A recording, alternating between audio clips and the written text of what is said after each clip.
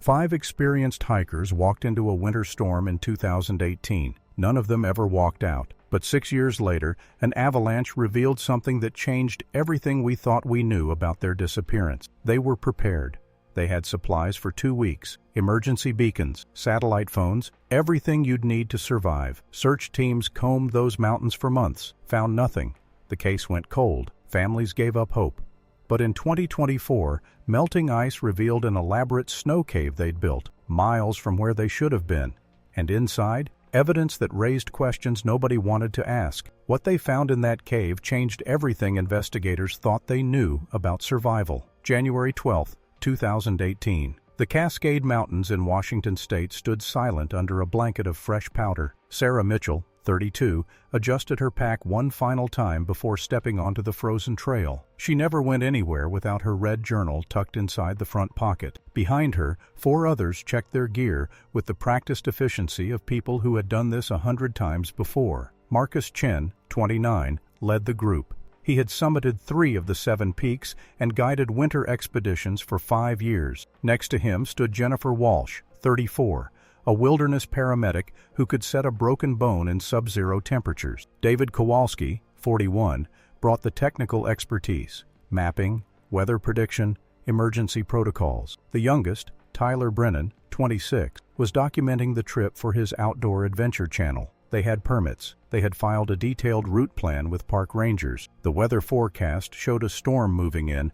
but nothing these mountains hadn't seen before. Nothing this team couldn't handle. Marcus gathered everyone at the trailhead. We stick to the ridge route. Camp at Glacier Point tonight. Storm should pass by morning. His breath formed clouds in the frigid air. Sarah made a note in her journal. The last entry anyone would read for 6 years. They started at dawn. The trail wound through dense pine forests, climbing steadily toward the alpine zone. Snow crunched beneath their boots. The temperature hovered around 15 degrees. Perfect conditions for experienced winter hikers. By noon, the weather had shifted. Dark clouds rolled over the peaks faster than the forecast predicted. Wind picked up, howling through the trees. Visibility dropped from miles to meters in less than an hour. Marcus called for a stop. "We need to reassess," he shouted over the wind. "This is moving faster than expected." Jennifer checked her GPS. "We're 3 miles from Glacier Point. We can push through or set up emergency shelter here." David studied his weather tracker. Storms intensifying, could last 12 to 18 hours. They had trained for this, made the decision together. Push forward to the planned campsite where they would have better protection and water access. It was the right call based on everything they knew. It was also the last time anyone saw them alive. The storm hit with full force an hour later. Whiteout conditions. Wind gusts exceeding 60 miles per hour. Temperature plummeting to 0. Even for experienced mountaineers, this was the edge of survivability. Marcus activated his emergency beacon at 2:47 p.m. The signal transmitted for exactly 4 minutes before going silent. Sarah tried the satellite phone. The call connected to park dispatch for 19 seconds. Her voice, barely audible through the static. "We're shelter, can't," then nothing. Park rangers received the alerts immediately, but launching a rescue in those conditions would be suicide. They had to wait. Standard protocol. Wait for the storm to pass. The storm didn't pass for 3 days. January 15th. Search and rescue teams deployed at first light. Helicopters, ground crews, search dogs. Over 100 volunteers joined the effort. The emergency beacon's last known position placed them near Eagle Ridge, half a mile from Glacier Point. They found nothing. No tracks, no equipment, no trace of 5 people who should have been right there. The storm had buried everything under 4 feet of fresh snow and reshaped the entire landscape. "It's like they vanished," lead searcher Captain Robert Hayes told the media. But people don't just disappear, not with the equipment they had. The families arrived. Sarah's sister Emma drove through the night from Seattle. Marcus's parents flew in from California. They set up a command center at the ranger station, coordinating with search teams, making calls, holding on to hope. Days turned into weeks. Search crews covered over 50 square miles. They found abandoned campsites from other hikers, old equipment, wildlife tracks, but nothing from the missing 5. Tyler's Outdoor Channel subscribers organized their own search parties. Thousands of people who had never met him spent weekends combing the mountains. The story went national, international. Everyone wanted to know, how do 5 prepared hikers disappear without a single trace? February brought more storms. The search area expanded. Thermal imaging from helicopters, ground-penetrating radar, specialized avalanche dogs trained to detect humans buried under snow. Nothing. Jennifer's medical bag should have been bright orange, visible from the air. David carried a metallic emergency blanket that would show up on thermal scans. 5 people meant 5 beacons, 5 phones, 5 packs full of reflective gear. None of it surfaced. The families never stopped. Emma Mitchell posted updates daily. Marcus's father offered a $50,000 reward for information. They hired private search teams, consulted with experts who had solved other cold cases, but the mountains kept their secrets. March arrived with warmer weather and renewed hope. Melting snow would reveal what winter had hidden. Search teams returned, following every stream, checking every crevasse, examining every suspicious shadow. Still nothing. By April, the official search was scaled back. Park rangers continued routine patrols, but the massive coordinated effort had to end. Too many resources, too many other emergencies. The families understood, even as it broke them. Sarah's journal never left Emma's hands. She read every entry, searching for clues her sister might have hidden in casual observations about trail conditions or weather patterns. Nothing stood out, just the thoughts of someone who loved the mountains and trusted her team. Marcus's mother created a memorial page, photos from all their previous expeditions, smiling faces on sunny peaks. None of them showed any hint of what was coming. The last photo Tyler posted showed the group at the trailhead, Sarah adjusting her red pack, Marcus checking his compass. Everyone ready, everyone confident. The caption, "Into the wild. See you on the other side." Summer brought day hikers and tourists. Some stopped at the memorial cairn volunteers had built near the trailhead. Others asked rangers about the famous disappearance. The story became legend, ghost story material. 5 hikers who walked into a storm and never returned. Theories multiplied online. Avalanche buried them so deep they'd never be found. They fell through ice into an underground river. They got disoriented and wandered miles off course into even more remote territory. Each theory sounded plausible. None could be proven. Emma Mitchell never stopped searching. Every weekend, she hiked different sections of the range, sometimes alone, sometimes with volunteers who still believed. She knew these mountains now as well as Sarah had, knew every trail, every ridge, every dangerous passage, but the mountains revealed nothing. November 2018. Nearly a year since they disappeared. The Park Service held a memorial ceremony. Families, friends, search and rescue volunteers. Over 300 people gathered at the base of Eagle Ridge. Captain Hayes spoke. "We searched longer and harder than any mission in this park's history. These 5 were prepared, experienced, and careful. What happened to them wasn't negligence or recklessness. It was nature showing us that even our best isn't always enough." Emma scattered wildflowers at the memorial cairn, Sarah's favorite, alpine asters that grew above the tree line where her sister felt most alive. "She's still up there somewhere," Emma whispered. "I know she is." Winter returned. Then another spring, another summer. The case officially went cold in 2019. The families still called rangers monthly, still held on to hope that maybe, somehow, one of them had survived. Made it to a remote cabin, suffered amnesia, would walk out one day with an incredible story. But years of searching had proven what everyone feared. 5 people had walked into those mountains in January 2018. None of them walked out. The memorial cairn grew. Other hikers added stones, left notes, placed photos of their own loved ones lost to the wilderness. It became a place to remember everyone the mountains had claimed, a reminder that nature doesn't care about experience or preparation. Emma visited on Sarah's birthday every year, sat by the cairn, read passages from the Red Journal, talked to her sister as if she could hear. "I'm not giving up," she said on what would have been Sarah's 36th birthday. "I know you're out there. I know you fought to survive. You wouldn't just give up. None of you would." The mountains didn't answer. They never did. 2020 brought a global pandemic. The search area closed to hikers. When it reopened months later, foot traffic had changed. Fewer people, different patterns. The mountains grew quieter. Marcus's parents stopped calling rangers. They had held a memorial service, said goodbye. Their son was gone. The not knowing was destroying them. They had to let go. Jennifer's family did the same, then David's. Tyler's parents were the last, but eventually, even they accepted what everyone else already knew. Only Emma kept searching, kept hoping, kept believing that somewhere in those mountains there was an answer, not just about what happened, but why. Why the beacons failed, why no trace was ever found, why 5 prepared people could vanish so completely. If you've ever lost someone without closure, you understand. The not knowing is worse than any truth. Emma needed to know, needed that final piece of the story. She would wait 6 years for it. 2021 passed, then 2022. The story faded from news cycles. The memorial cairn became just another landmark. New hikers asked rangers about it, heard the story, moved on with their lives. The missing 5 became part of mountain folklore, a cautionary tale told around campfires. But something was happening in those mountains that nobody understood yet. Climate patterns were shifting. Winters grew warmer, snow accumulated differently. Ancient ice began releasing what it had held for decades. Emma noticed changes on her weekend hike. Trails that used to be snow-packed in May were clear in April. Glaciers showed visible recession. Rangers confirmed what she suspected. The mountains were transforming faster than climate models predicted. 30 years of change compressed into 5, one ranger explained. We're seeing geological features that have been frozen since the 1970s. Emma felt something she hadn't felt in years: hope.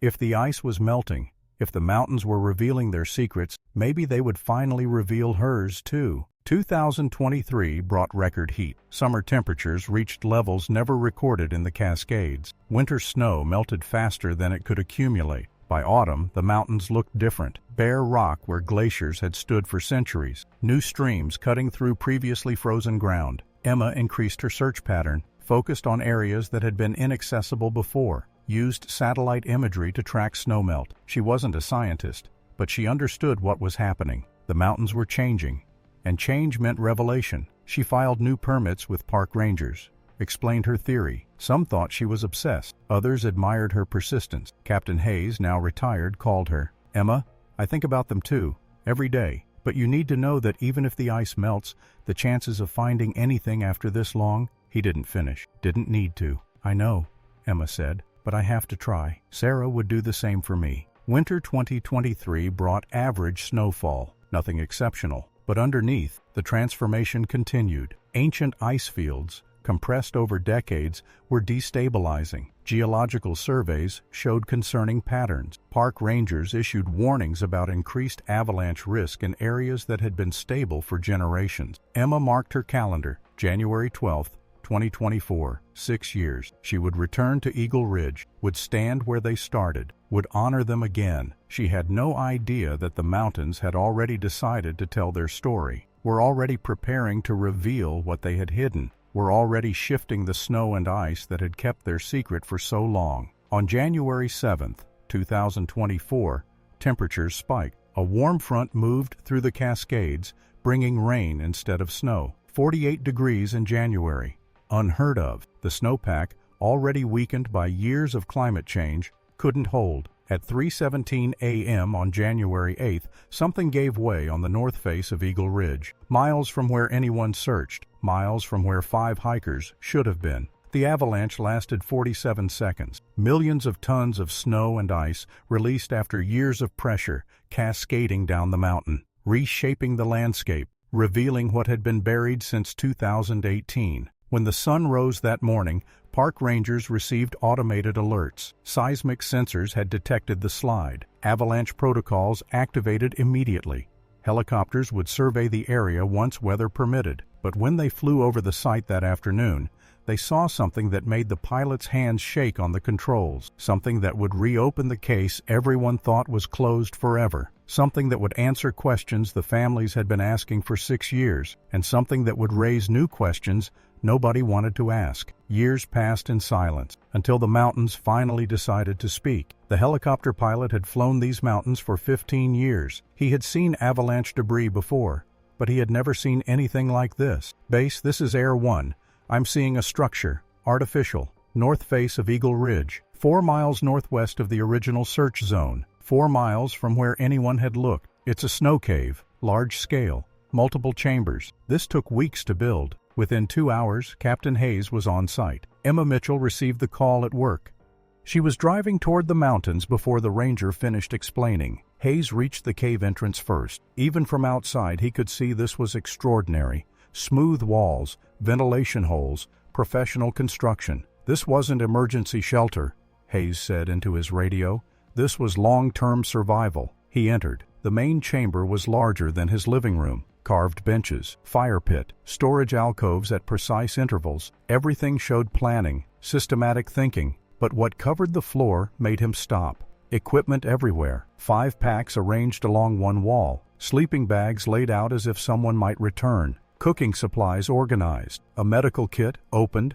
Contents scattered as if used recently. Recently. Nothing here should look recent. This cave had been buried for 6 years. Team, we need forensics up here. Now. Emma arrived as they set up the perimeter. Hayes waved off the rangers trying to keep her back. Is it them? Did you find them? We found their shelter, their equipment. But Emma, there are no bodies. Nothing to indicate they died here. Emma stared at the cave entrance. 6 years. And now this. A shelter her sister built, lived in. But no sister. Where did they go? That's what we need to figure out. Dr. Lisa Park, forensic specialist, arrived by helicopter. She had worked Avalanche victims before, but this case violated every pattern she knew. The preservation is remarkable, she told Hayes, sealed by snow, like a time capsule. She pointed to the sleeping bags, 5 bags, all used, body impressions still visible. They lived here. She moved to the equipment, medical supplies grouped together, food stores here,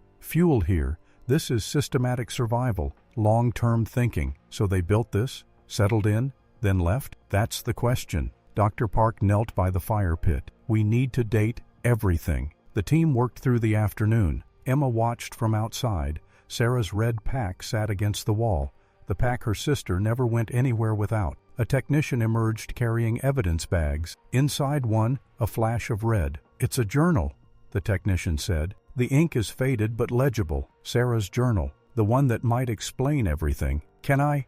Not yet. We need to process it first. But Emma, when we're done, you'll be the first to see it. By evening, Dr. Park made her preliminary report. 5 people built this cave and lived in it for weeks, possibly months. They had adequate supplies and knowledge to survive. But the evidence doesn't match the timeline. Some items show 6 years of degradation. Others look used yesterday. 3 sleeping bags have fresh DNA. Not degraded, not compromised by time. Hayes leaned forward. That's not possible. I know, but that's what the tests show. Captain, something very strange happened in that cave. Night brought more questions. Dr. Park examined the journal. What she read made her call Hayes immediately. You need to see this. Sarah's handwriting. Dated entries. January 14th, 2018. Day 3 in the cave. Storm still raging. We're safe, warm, dry. We have supplies for 2 weeks. We just need to wait. January 20th. Week 2. Storm passed but snow too deep to travel. Beacon not working. Dead zone. We'll have to walk out. January 25th. Preparing to trek back. Inventory done. Enough food for another week if we ration. 3 days to the main trail. Everyone ready. The next page was blank. And the next. 15 blank pages. Then Marcus's blocky handwriting. February 8th, change of plans. Hayes sat at 2 a.m. with Emma in the ranger station. The journal. Sarah wrote regularly for 2 weeks. Then there's a gap. Then Marcus took over. Then Jennifer. Then David. They took turns documenting. Why would they? Because Sarah stopped writing February 1st. The others documented what happened to her. Hayes slid a paper across. Jennifer's medical handwriting. February 1st. Sarah fell today. 12 feet down a crevasse. Left leg broken in 2 places. I've said it, but she needs a hospital.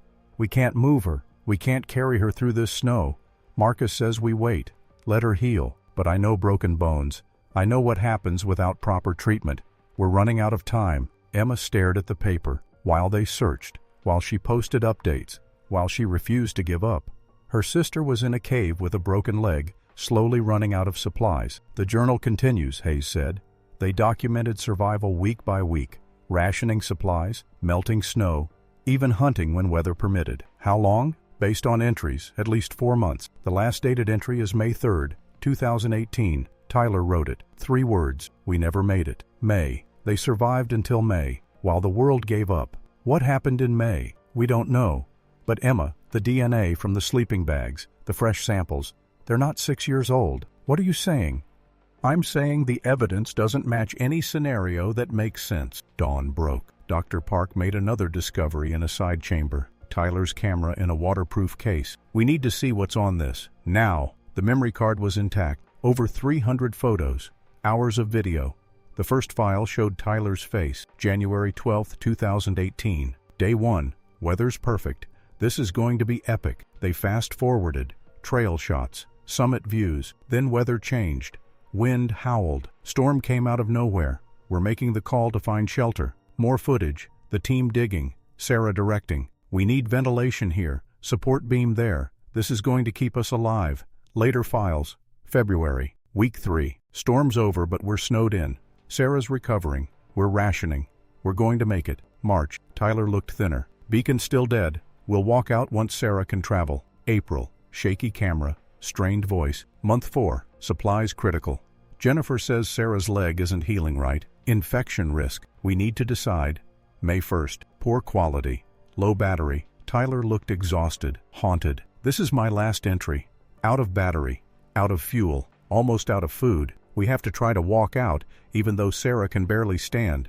We can't stay anymore. He paused, looked into the camera. If someone finds this, tell our families we tried. We fought. We survived as long as we could. Tell them we never gave up. The video ended. Hayes was pale. Emma was crying silently. 4 months, Hayes said. They survived 4 months. But where did they go? Dr. Park rewound. If they left in May, where are the bodies? We should have found remains. Emma wiped her eyes. Play that last video again. Dr. Park complied. Stop.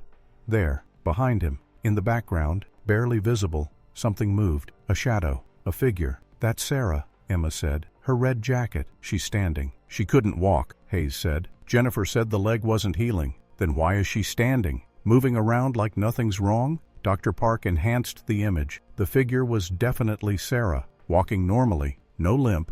No injury. This doesn't make sense. Broken bones don't heal without proper care. Not in 4 months. Not in a cave. Hayes read the journal entries again. February 15th, Jennifer writes, Sarah's leg is worse. Fever started. Then a gap. No entries for 3 days. Then Marcus. Crisis passed. Sarah is stable. What happened in those 3 days? The journal doesn't say. It's the only gap in their documentation. Emma stared at the paused video. Her sister, standing when she shouldn't stand. We need to see all the videos, every one. Something happened. Something they didn't write about. They reviewed footage all morning. Hours of daily routine. Rationing food. Melting snow. Conversations about home and survival. Then Dr. Park found something. A file with a corrupted date stamp. February 18th, wedged between March files. She opened it. Dark footage. Shaky. Someone filming with just a headlamp. Heavy breathing. The camera panned across the cave, then focused on the corner. A 6th sleeping bag. Go back, Hayes said. Dr. Park rewound. Played again. Definitely a 6th bag. One they hadn't found. The camera moved closer. Someone was in the bag. Moving. Tyler's voice barely a whisper. This isn't possible. We need to document this. They need to know what we found. The figure sat up, turned toward the camera. The headlamp illuminated a face. The video cut out. The tent was silent. Dr. Park tried the next file. Corrupted. The previous file. Same. Whatever happened during those 3 February days, only one partial video survived. Who was in that bag?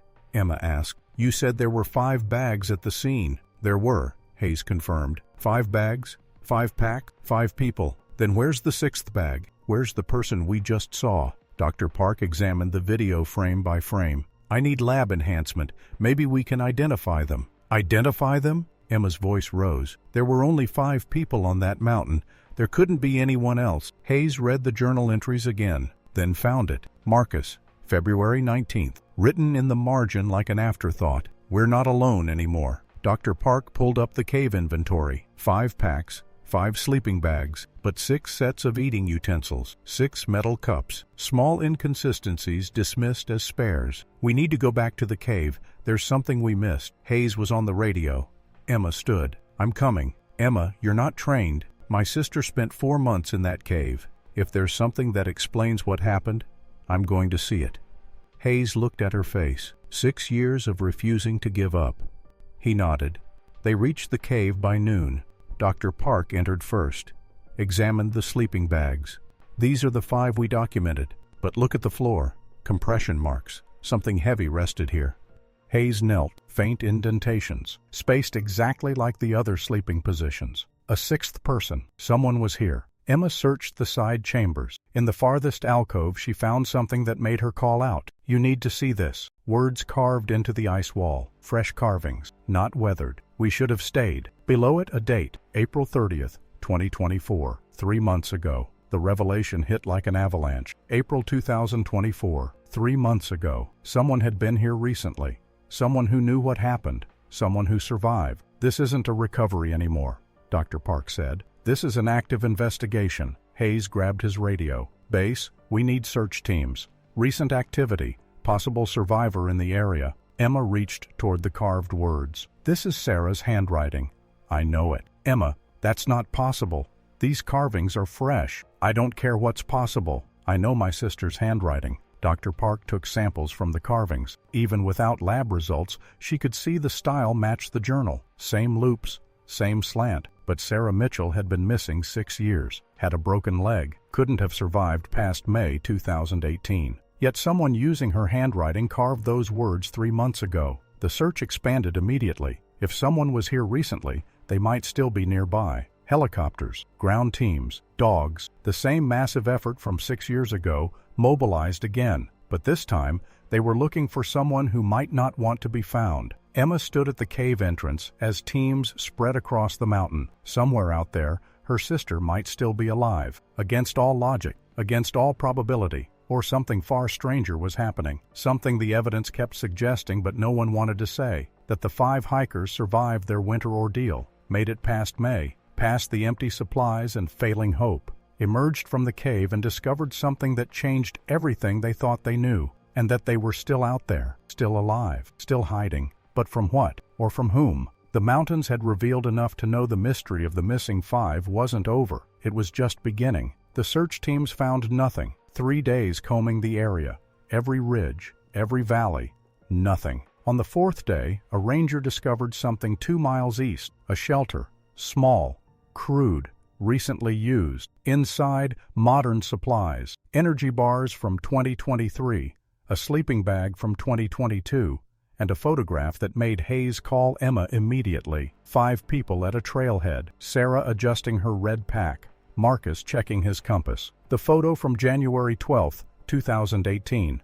Written on the back, fresh ink, "We found something we weren't supposed to find. Forgive us." Dr. Park examined everything at the temporary shelter. The supplies were arranged carefully. Whoever stayed here knew wilderness survival, knew how to live undetected. "They've been moving," she told Hayes. "Cave to shelter, shelter to somewhere else. They're staying ahead of us deliberately. Why? If they survived, why not come home?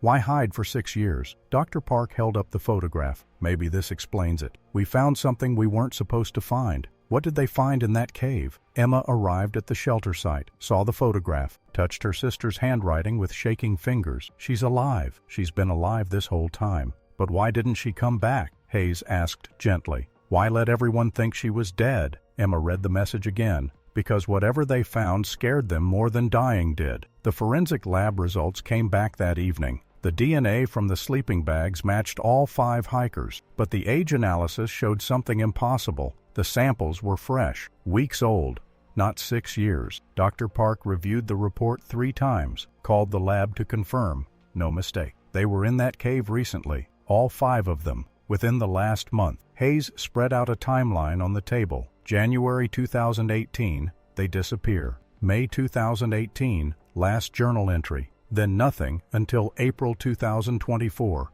when someone carves that message 3 months ago. Then fresh DNA in the cave. They keep coming back. "Why?" Emma asked. "Why keep returning to the cave?" Dr. Park pulled up the corrupted video again. The 6th sleeping bag, the figure turning toward the camera. She had sent the footage for enhancement. The results had just arrived. She opened the file. The enhanced image was clearer now. The face visible. A face that made everyone in the room go silent. It was Jennifer Walsh, but different, older, wrong somehow. Her eyes reflected the headlamp light strangely, too bright, too focused. "That's not possible," Hayes said. "That video is from February 2018. She can't look older in a video from 6 years ago. Unless," Dr. Park said slowly. This video isn't from 2018, unless the date stamp was corrupted because someone deliberately corrupted it. Emma understood first. You're saying they filmed this recently? They made it look old. They planted evidence in the cave to make us think they died in 2018. But why? The answer came from an unexpected source. A park ranger named Carlos Martinez had been reviewing old reports. Something about the case bothered him. He found it in archived files from 2017, a year before the hikers disappeared. Captain, you need to see this. The report documented strange activity in the Eagle Ridge area. Hikers reporting unusual sounds, electronic interference, compass malfunctions. 3 separate incidents in December 2017. The Park Service investigated, Martinez explained, found nothing conclusive, attributed it to geological anomalies. But look at the location. He pointed to a map. All 3 incidents occurred within a mile of where the cave was found. Something was happening in that area before the 5 hikers ever got there, Hayes said. And they stumbled onto it, Emma finished. Whatever it was, they found it, and it changed everything. Dr. Park brought in specialists, geologists, physicists, anyone who might explain the anomalies, the fresh DNA in an old cave, the corrupted footage, the strange timeline. One scientist, Dr. Raymond Foster, studied the ice samples from the cave. What he found made him request additional testing. The ice structure is wrong, he explained. Ice forms in layers. You can date it like tree rings, but this ice shows signs of reformation, like it melted and refroze multiple times. Could avalanches cause that? Hayes asked. No, this is different. The molecular structure suggests rapid temperature fluctuation, extreme fluctuation, the kind that shouldn't occur naturally in a sealed snow cave. Dr. Park leaned forward. What could cause that? I don't know, but whatever happened in that cave, it wasn't natural. Emma spent her nights reading Sarah's journal entries over and over, searching for clues hidden in casual observations. Then she found it, February 14th, the day before Sarah's accident, before the 3-day gap. We found something today, deeper in the cave system, a passage we didn't see before. Marcus wants to explore it tomorrow. Jennifer says we should focus on survival. But we're curious. We're going to look. The next entry was February 19th, after the gap, after Sarah's accident, after everything changed. Emma called Hayes. They found something in the cave, a passage before Sarah fell, before the gap in the journal. A passage to where? The journal doesn't say. But what if Sarah's accident wasn't an accident? What if something happened when they explored that passage? The team returned to the cave, searched every chamber, every alcove. Dr. Park found it in the farthest chamber, hidden behind the ice wall where the fresh carving was found. A crack, narrow, easy to miss in low light, but wide enough for a person to squeeze through. Hayes clicked on his headlamp, peered into the darkness beyond. There's a space back here. Larger, natural cave formation. Dr. Park wedged herself through the crack. Hayes followed. Emma waited at the entrance, heart pounding. What they found in that hidden chamber changed everything they thought they knew about the case. The walls were smooth, too smooth, not carved by water or ice, carved by something else. Tools, precise tools, old tools. The rock showed evidence of ancient working, decades old, maybe longer. And on the floor, arranged in a circle, equipment, not from 2018, much older, packs from the 1980s, sleeping bags from the 1970s, names written on gear tags, names Hayes recognized from old case files. These are from other disappearances, he said quietly. Other hikers who vanished in these mountains, cases that went cold. Dr. Park counted. 15 sets of equipment, 15 people over 40 years. They all found this place, she whispered. They all discovered this cave, and they never left. But there was more. In the center of the circle, a journal, not Sarah's, much older, leather-bound, weathered. Hayes opened it carefully. The first entry was dated March 1979. We've been here for 3 weeks. The others think we should leave, but I know we can't. Not after what we saw. Not after we understand what this place really is. He flipped through pages. Years of entries, different handwriting, different people adding to the same journal over decades. 1982. The phenomenon is getting stronger. We can feel it now. Time moves differently here. 1991. Another group arrived yesterday. We tried to warn them, but it's too late.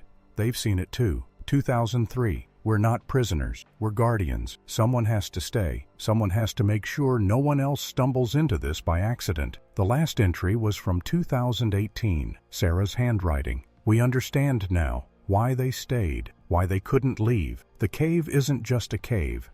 It's a threshold, and once you cross it, once you see what's on the other side, you can't go back to pretending the world is what you thought it was. Marcus was right.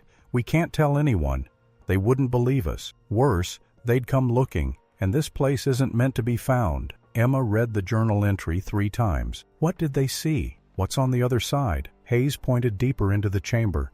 Another crack in the rock, smaller, darker. Something about it felt wrong. The air around it seemed to shimmer. Temperature fluctuations, just like the ice samples showed. Whatever's through there, Dr. Park said, that's what the 5 hikers found. That's what made them stay. We should document this, Hayes said. Bring in more teams. Figure out what we're dealing with. No, Emma's voice was firm. Read the journal. They stayed to keep people away, to protect this place. If we bring teams, if we publicize this, everyone will come looking. That's exactly what Sarah was trying to prevent. Emma, your sister is alive. We can find her. Bring her home. She doesn't want to come home. That's what we should have stayed means. In April, she came back to the cave, left that message. She was telling us we never should have started searching again, that we should have let them stay forgotten. The investigation reached an impossible crossroads. Evidence of 15 people over 40 years, all missing, all presumed dead, all potentially alive, all hiding to protect something they found in a mountain cave. Hayes made the hardest decision of his career.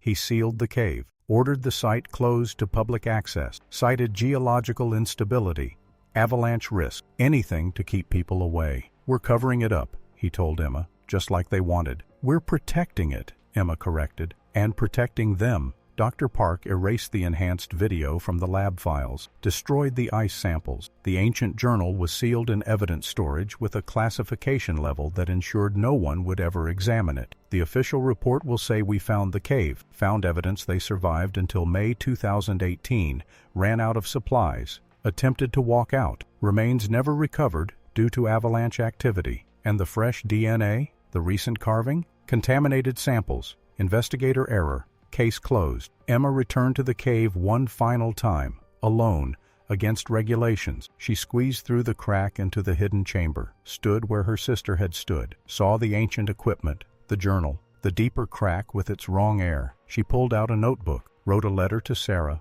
left it on the old journal. I understand now why you stayed, why you couldn't come back. I won't tell anyone. I'll make sure no one else comes looking. Live whatever life you found on the other side. Be happy. Be safe. Know that I love you. Know that I'll always protect your secret. She placed a photo next to the letter. The 2 sisters at Sarah's college graduation, smiling, young, before mountains and mysteries and impossible choices. Then she left, sealed the entrance. Let the mountains keep their secrets. 6 months passed. The memorial cairn remained. People still asked rangers about the famous disappearance. The story became legend. 5 hikers who vanished in a winter storm, never found. Tragic. Final. Emma hiked the mountains every weekend, always watching for a glimpse of red jacket, a familiar face, a sign. One Saturday in October, she found something, a small cairn, hidden off-trail. Underneath, a note, Sarah's handwriting. Thank you for understanding. Thank you for protecting us. We're happy here, happier than before. The 5 of us are together, and we're not alone. There are others, good people who stumbled into something extraordinary and chose to embrace it. Tell Mom I'm okay. Tell her I'm doing what I was always meant to do. I love you, little sister. Emma burned the note, left her own message underneath. I'll keep the secret forever. The case closed in December 2024. Hayes retired. Dr. Park moved away. The cave entrance collapsed in a spring avalanche, natural or arranged by people who knew how to trigger slides from a distance. Emma stopped searching. Sarah had her life. Whatever impossible life existed beyond that threshold. And Emma had the truth. More than most families of the missing ever received. She visited the memorial cairn every January 12th, left flowers, said a prayer for 5 hikers who chose a different kind of survival, and sometimes on clear winter mornings, she saw figures in the distance, too far to identify, moving through impassable terrain, 5 silhouettes against the snow, and maybe others with them. All the disappeared, all the ones who found something worth staying for. Emma never tried to get closer. never called out, just watched until they vanished into the white wilderness. Some mysteries aren't meant to be solved. Some disappearances aren't tragedies. Some people find exactly what they were searching for. And some secrets are kept not because they're terrible, but because they're too precious for the world to know. The mountains held their secret well. Emma held hers better. The 5 hikers were never found. Officially, they remained missing, presumed dead, names on a memorial cairn. But somewhere in those mountains, in a place between what is and what could be, 5 people lived, protected something ancient, became guardians of a threshold most would never believe existed. And one sister kept faith that some mysteries are blessings, that some endings are beginnings, that sometimes the greatest act of love is letting go and trusting that the people you miss are exactly where they need to be. The wilderness keeps its mysteries, and sometimes that's exactly how it should be.